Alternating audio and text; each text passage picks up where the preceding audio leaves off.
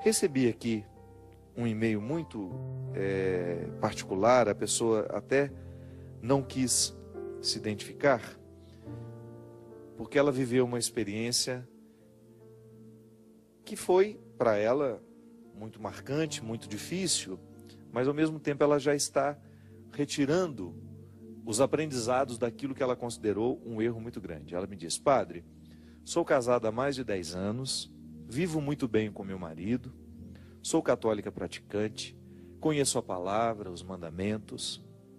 Porém, com tudo isso, um certo homem começou a dar em cima de mim e, no momento de muita carência, eu acabei cedendo um beijo. Conversamos muito pela internet, porém as conversas me levaram a uma ilusão. Ele não era nada daquilo que eu imaginei. Enfim, tudo terminou numa grande decepção. Porém, em toda essa história, o meu marido não desconfia de nada. Só que vivi essa traição e, ao viver, percebi muitas qualidades no meu marido que antes eu não percebia. Vi muitos problemas em mim que também antes eu não via. E, de uma certa forma, todo este erro me ajudou a ser mais feliz comigo mesma e até mesmo no meu relacionamento com meu esposo. Mas a minha pergunta é: se o traí apenas com um beijo, eu traí também através daquelas conversas e até mesmo através de um desejo que eu alimentei. Mesmo acabando com as conversas, retirando-o da minha vida, pois eu nunca o encontrei mais, eu lhe pergunto: se não me arrependo, padre, de tudo o que aconteceu, serei perdoado por Deus? Por que digo que não me arrependo? Porque acho que tudo isso abriu os meus olhos para que eu pudesse enxergar a minha casa de um jeito novo. Agradeço a Deus por tudo isso que vivi e agradeço também pela vocação do Senhor. Muito obrigado. Obrigado pela sua confiança. Como você mesmo pede, eu não vou citar o seu nome, né? Acho que é uma situação realmente muito delicada, mesmo porque envolve o seu marido.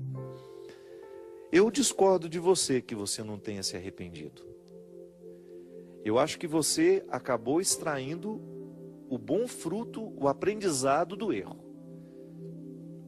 E acredito que você fez realmente você foi capaz de extrair o melhor do seu pior por causa da sua experiência de Deus. Você, pelo que você me conta, você leva a sério o seu cristianismo.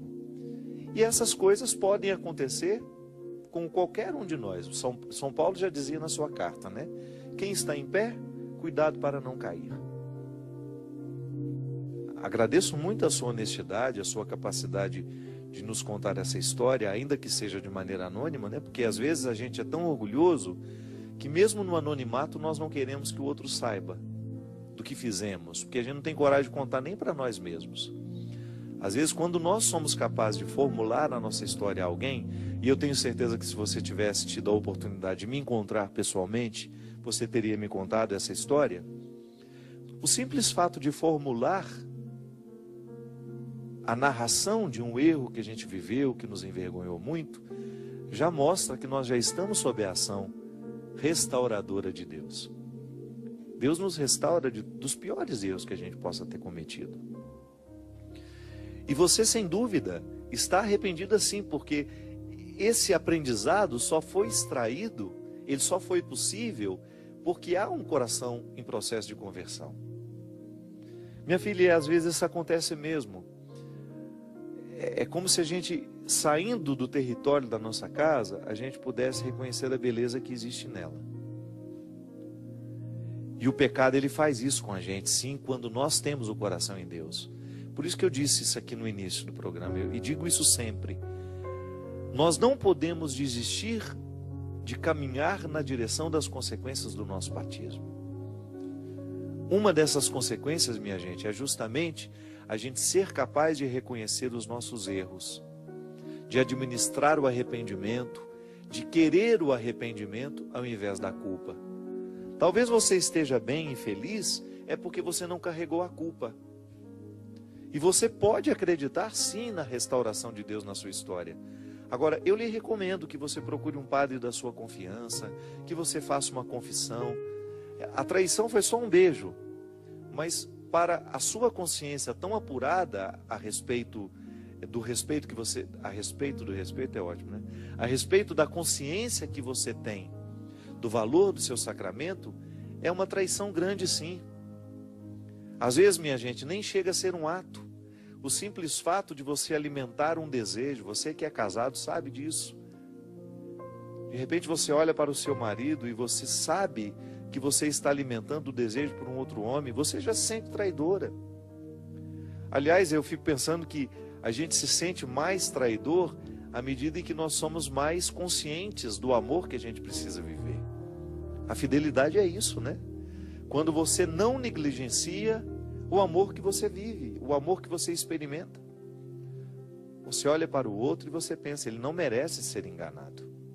Ele não merece a minha traição. Ele não merece que eu o engane.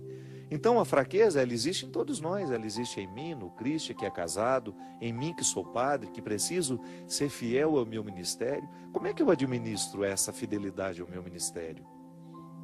Aquilo que a igreja me pede. É observando diariamente as situações que podem me fazer cair.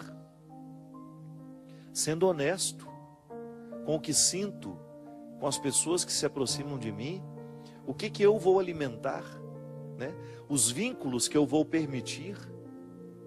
Se eu sei que a pessoa já tem terceiras intenções comigo, e se eu alimento as terceiras intenções dela, eu estou traindo já, ainda que eu não tenha feito nada concretamente.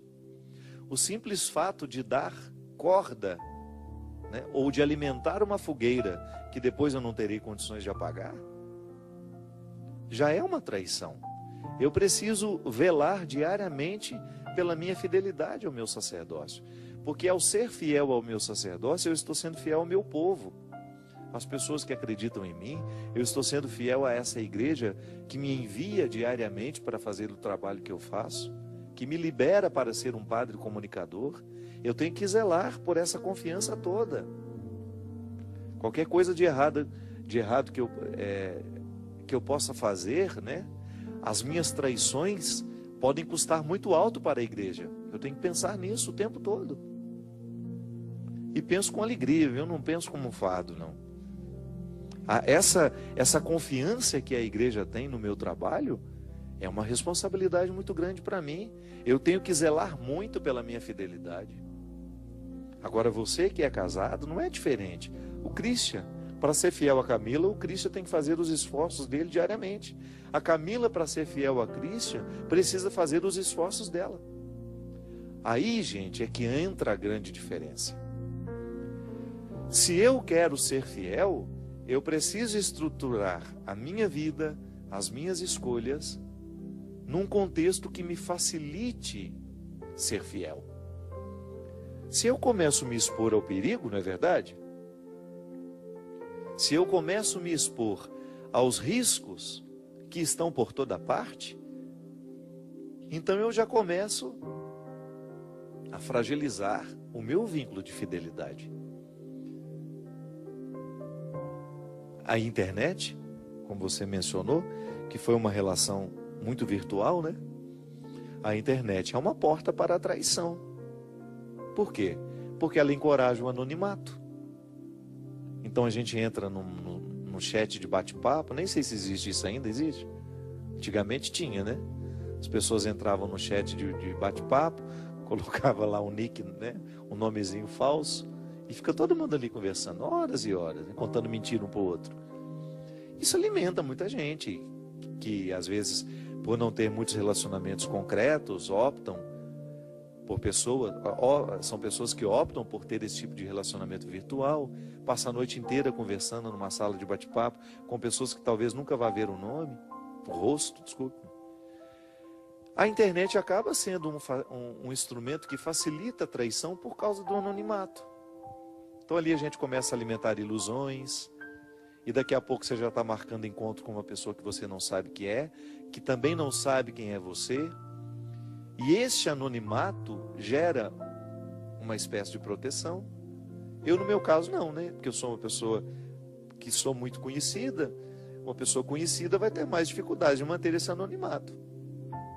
Mas às vezes, de repente, uma mulher que é casada aqui em São Paulo, está tendo um relacionamento virtual com um homem que mora lá em Manaus. Um dia eles saem para se encontrar e às vezes nem fica no anonimato mesmo. Só que você sabe o que fez. Eu sempre digo isso. A nossa maior dificuldade não é lidar com o que o outro sabe sobre nós. A nossa maior dificuldade é de lidar com o que nós sabemos sobre nós mesmos. São os erros que eu cometi que vão me incomodar. É a fidelidade que eu quebrei que me incomoda. Ainda que o outro não saiba. Ainda que o outro goze, desse desconhecimento. Ele não está sabendo de nada. O traidor é que sofre com tudo isso. Porque é muito ruim você ter essa consciência de que não fez o que deveria ter feito, sobretudo porque você jurou, você estabeleceu um vínculo ali. Ao trair o marido, você está traindo os seus filhos, você está traindo os seus pais, você está traindo as pessoas que confiam em você. Por isso que é tão dolorosa a traição. Mas infelizmente a gente trai, faz parte da nossa vida, a traição faz parte. Agora, essa recuperação assim, com tanta, como é que eu diria? Com tanta sabedoria, de extrair o que a traição me ensinou e de dar um passo na direção deste amor com um novo vigor, de valorizar ainda mais o seu marido agora. E graças a Deus que essa história não foi adiante, porque você, pelo que me conta, além de ter sido uma desilusão, a pessoa não era nada do que você imaginava, você viu que o seu marido é um homem que merece respeito, é um homem que merece ser amado. Isso é muito bom, quando você tem a oportunidade de descobrir o que é precioso na sua história, porque às vezes é assim mesmo, minha gente. Nós traímos o que temos de mais precioso por situações tão miseráveis, Nós trocamos o diamante pelo cascalho. Nós trocamos a pérola preciosa por uma bijuteria. Às vezes nós fazemos demais isso. E como isso é doído. É doído demais você reconhecer que você traiu pessoas importantes para você. Enfim, cada um administra a dor ao seu modo, com seus recursos. E quem tem Deus no coração tem mais facilidade de sair desse processo de culpa para entrar no território do arrependimento. É sempre muito difícil uma pessoa se recuperar quando ela não sai do território da culpa, quando ela não vai para o território do arrependimento. E é muito nobre quando nós somos capazes de nos arrepender dos erros cometidos. Por isso que eu estou te falando que talvez o que tenha lhe faltado, eu não sei se você fez isso, foi uma boa confissão, já que você é cristã, já que você é católica, acredita nos sacramentos, vivencia isso na sua vida, faça uma boa confissão. Eu acho que isso vai lhe ajudar. Isso vai lhe ajudar. Eu não digo para você o que você deve fazer em relação ao seu marido, porque eu acho que é a sua consciência que vai lhe dar os passos. Deixa Deus falar ao seu coração para que você tenha condições de restaurar aquilo que está quebrado dentro de você. Porque é assim, minha gente. Toda vez que nós traímos alguma coisa, fica quebrado dentro de nós.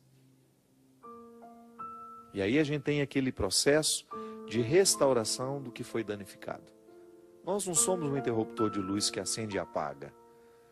Nós somos processuais.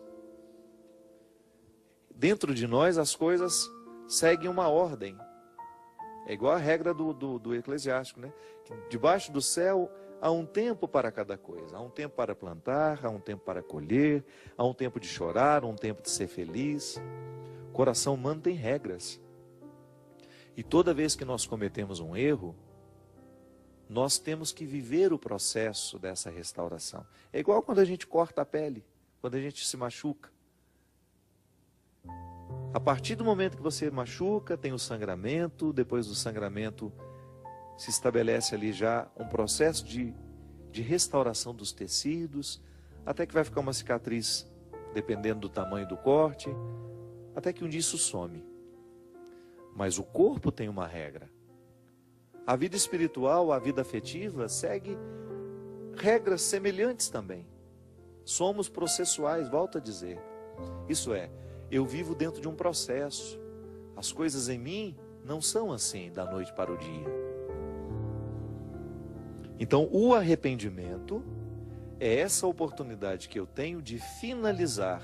É como se ele fosse a cicatrização, né? Quando eu estou arrependido, é porque eu já estou começando a viver a cicatrização. Eu estou começando a viver esse processo final.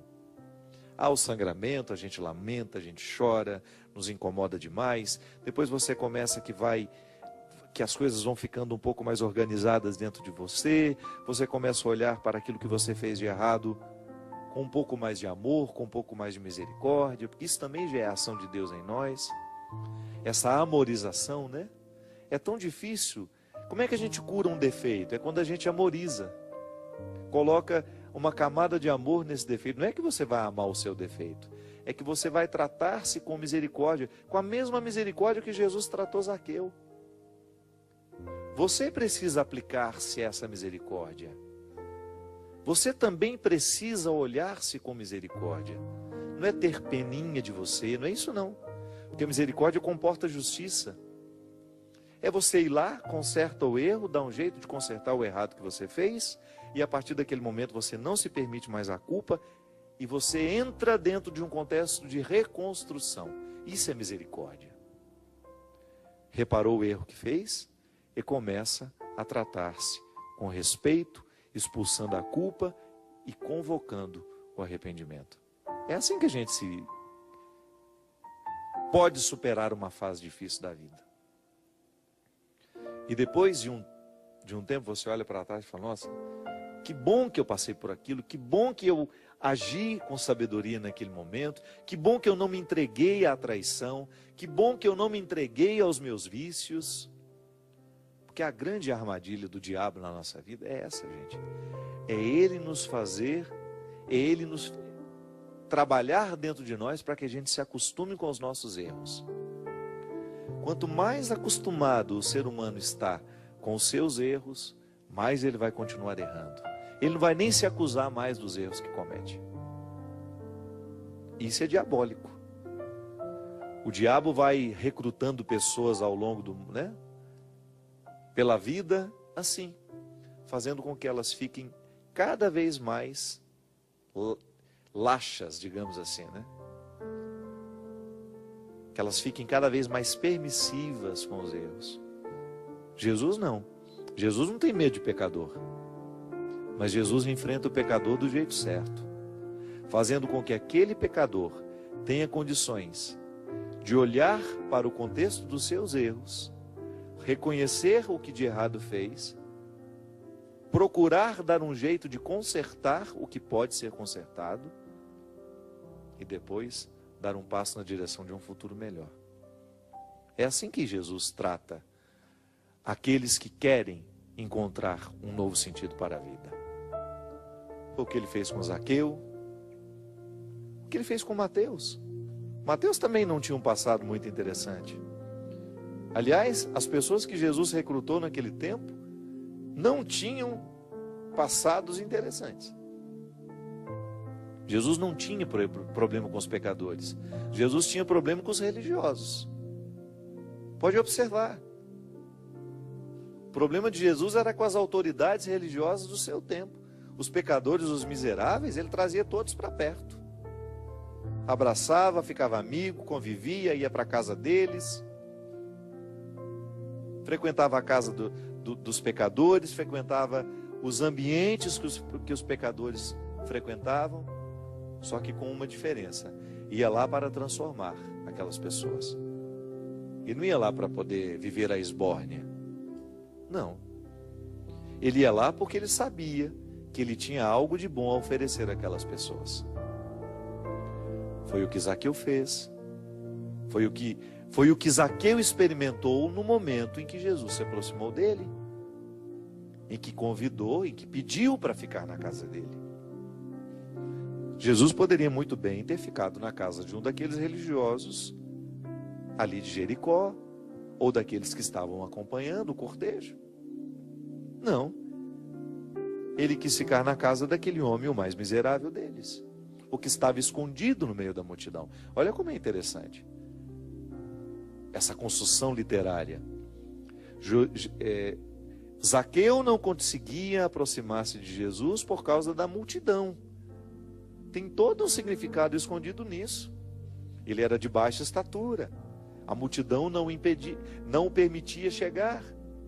Ele não conseguia alcançar Jesus. Tem todo o significado. Essa pequenez não é só a estatura física. Ele se sentiu miserável. Ele se sentiu o último. Então ele tinha dificuldade de se aproximar do Senhor. Certo que ele trazia lá, é certo que ele trazia todos os preconceitos religiosos que ele escutava por ali. Que Deus só prefere os bons, que Deus só tem olho para os santos. Mas de repente, Zaqueu se desafia. Certamente também já tinha escutado falar que Jesus tinha facilidade com os miseráveis. Aí ele se aproxima e recebe aquela frase surpreendente: Zaqueu, desce dessa árvore, porque hoje eu vou ficar na sua casa. E o grande milagre acontece na vida de Zaqueu. Eu sempre gosto de dizer, se aconteceu na vida dele, pode acontecer na minha também. Quem disse que as suas misérias podem lhe privar deste encontro com o Senhor? Pode ser que você já tenha escutado muito, que você é pecador demais, que você não dá muita coisa na vida. Esqueça isso. Esqueça tudo aquilo que já foi desanimador a seu respeito. Esqueça tudo aquilo que você escutou, que não fez bem ao seu coração, as palavras pessimistas sobre você. Eu sei que você erra, eu erro também. Nós somos iguais. Eu tenho erros, eu tenho fragilidades, eu também tenho as minhas infidelidades no meu dia a dia. Sou infiel ao meu batismo, não consigo ser o ser humano que eu sei que Deus quer que eu seja. Eu sei que você enfrenta os mesmos dilemas que eu, mas nós não precisamos desistir. Nós não precisamos desanimar. Deus ainda acredita na possibilidade de fazer um milagre na nossa história. E não importa que a gente tenha errado muito até o dia de hoje. É só descer da árvore. É só ter a coragem de ouvir o convite de Jesus. Ou melhor, o pedido dele. É na minha casa que ele quer ficar. É na sua casa. E ao invés de se fazer de rogado, como se diz lá em Minas, né? De ficar orgulhoso. Não, eu sou pecador demais. Ele não tem muito o que fazer na minha vida. Tem. Deixa ele ficar na casa dos santos lá. Deixa ele se entender com os outros. Os outros são melhores. Minha mãe é melhor que eu, padre. Não é na sua casa que ele quer ficar. Não é na casa da sua mãe nem do seu pai. É na sua casa que ele quer ficar. Então, você tem o direito de dizer a mesma coisa que diz esse refrão. Se quiseres, Senhor, podes. Podes mudar a minha vida. E é isso que eu desejo. Que hoje Deus tenha a oportunidade de entrar na sua casa, na sua vida e mudar todas as estruturas do seu coração que precisam ser modificadas. Ele que é Pai, Filho e Espírito Santo. Amém. Até a semana que vem, se Deus quiser.